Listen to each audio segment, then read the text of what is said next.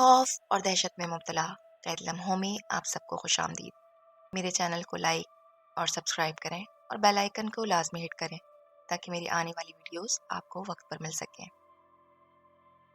وہ ایک بہت بڑی حویلی کا عقبی حصہ تھا جس میں میں نے اپنے 2 بڑے بھائیوں اور والدہ کے ساتھ ہندوستان سے ہجرت کر کے رہائش اختیار کی تھی۔ یہاں گندگی کا ڈھیر لگا تھا جسے صاف کرتے ہمیں 3 دن لگ گئے تھے۔ پھر ہم نے کچی اینٹوں سے ایک 5 فٹ اونچی دیوار تعمیر کی اور اسے باقاعدہ ایک گھر کی صورت دے دی۔ اس حویلی میں ہمارے علاوہ اور کئی خاندان بھی آباد تھے جو ہجرت کر کے یہاں پہنچے تھے۔ بڑے بھائیوں نے مجھے اسکول میں داخل کروایا اور خود مزدوری پر لگ گئے۔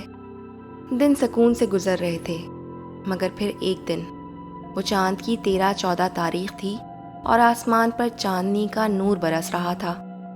عشاء کی نماز کے بعد ہم اپنی اپنی چارپائیوں پر لیٹے دن بھر کے قصے کہانیاں اپنی ماں کو سنا رہے تھے کہ حویلی کی طرف جہاں ایک بڑا اور گھنا نیم کا درخت تھا، وہاں سے اچانک پتھروں کی بوچھاڑ شروع ہو گئی۔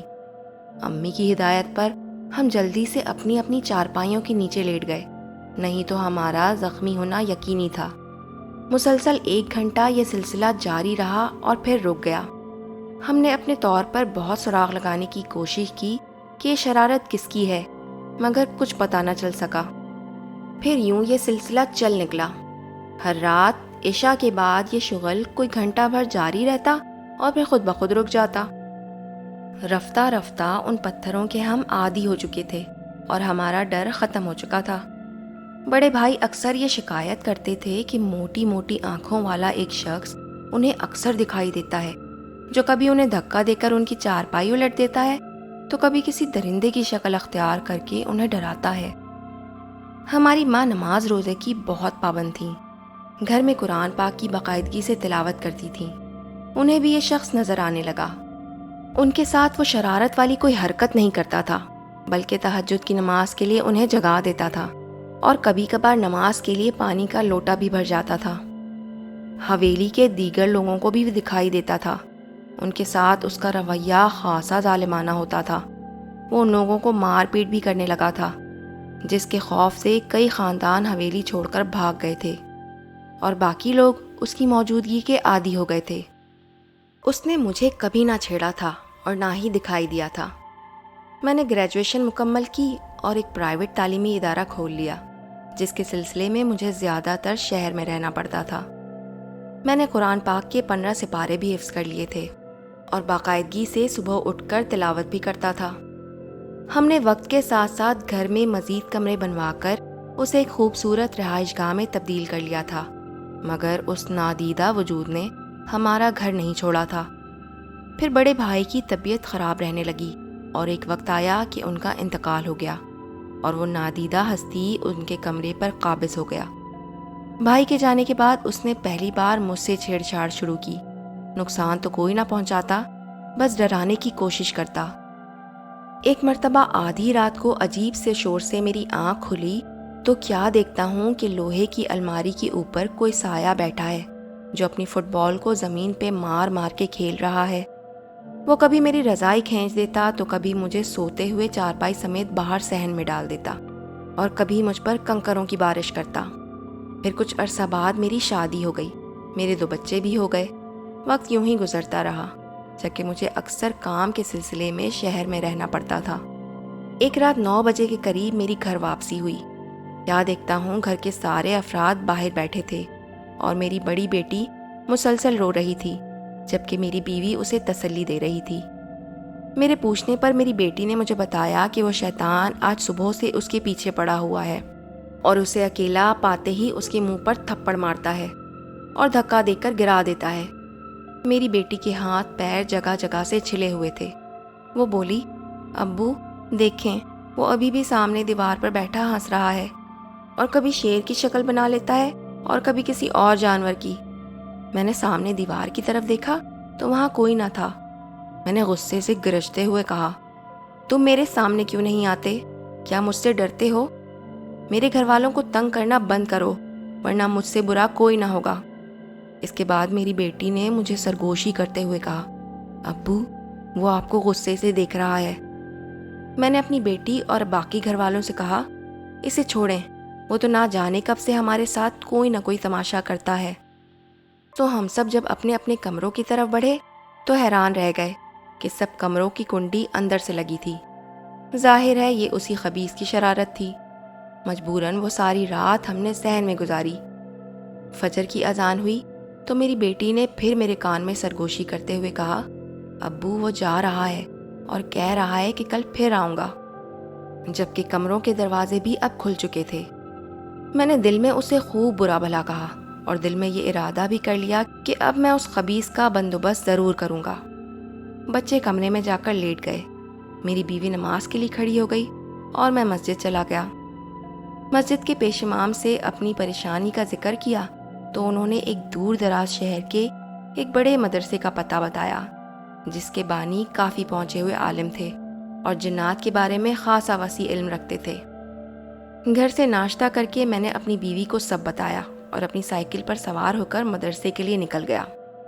کافی لمبا سفر کر کے جب میں وہاں پہنچا تو خوش قسمتی سے وہ بزرگ مجھے مدرسے کے صحن میں تلاوت قرآن پاک کرتے ہوئے مل گئے۔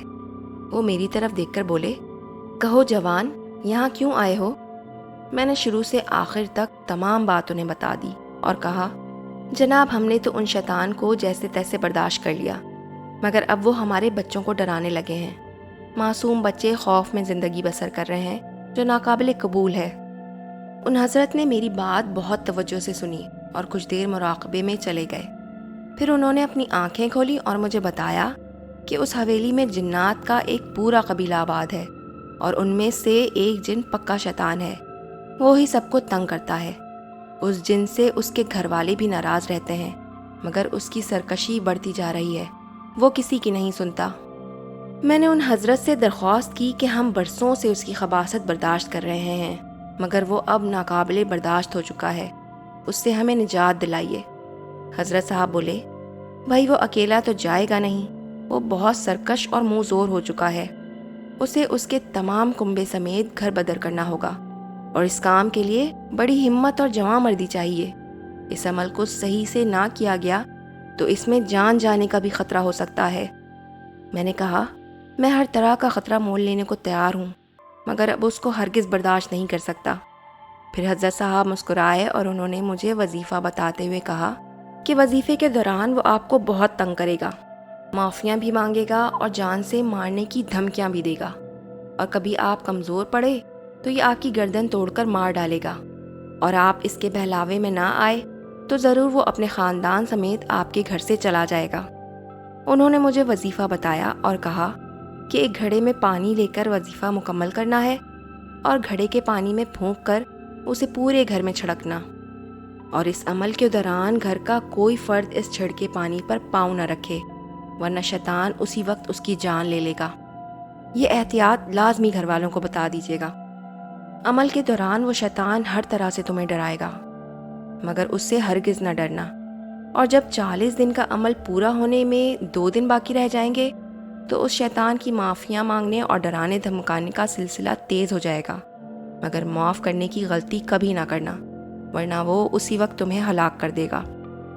میں ان بزرگ کا شکریہ ادا کرتے ہوئے گھر آ گیا اور تمام گھر والوں کو بٹھا کر اپنا مقصد بیان کیا کہ میں آج رات سے اس شیطان کو گھر سے بھگانے کا وظیفہ شروع کر رہا ہوں، لہٰذا تمام گھر والے میری بتائی ہوئی ہدایت پر عمل کریں۔ گھر والوں نے بھی حامی بھر لی، لہٰذا 40 روز تک میں نے وہ وظیفہ باقاعدگی اور ہدایت کے مطابق پڑھا۔ اس دوران میں اپنے تمام گھر والوں پر پہلے حصار باندھتا تھا تاکہ وہ خبیث میرے گھر والوں کو کوئی نقصان نہ پہنچائے۔ پھر ان 40 دنوں میں میں نے ایسے ایسے ہولناک اور خوفناک مناظر دیکھے کہ میری توبہ! اگر میری جگہ کوئی کمزور دل انسان ہوتا تو خوف سے شاید اس کا دل بند ہو جاتا، مگر مجھے دھن سوار تھی کہ میں اپنے گھر سے اس شیطان کو نکال باہر کر کے ہی رہوں گا۔ وہ تو شکر ہے کہ اس دوران اس نے میرے گھر والوں کو نہ چھیڑا، ورنہ شاید میں حوصلہ ہار جاتا۔ اور پھر وہ وقت آ ہی گیا جب میں نے اپنا وظیفہ مکمل کر لیا اور گھڑے کے پانی سے تمام گھر پہ چھڑکاؤ کیا اور اپنے دروازے کے قریب آ کر بیٹھ گیا۔ ساری رات ایسی آوازیں آتی رہیں جیسے کوئی بہت بڑا قبیلہ اپنا مال و اسباب اونٹوں اور بیل گاڑیوں پر لاد رہا ہو۔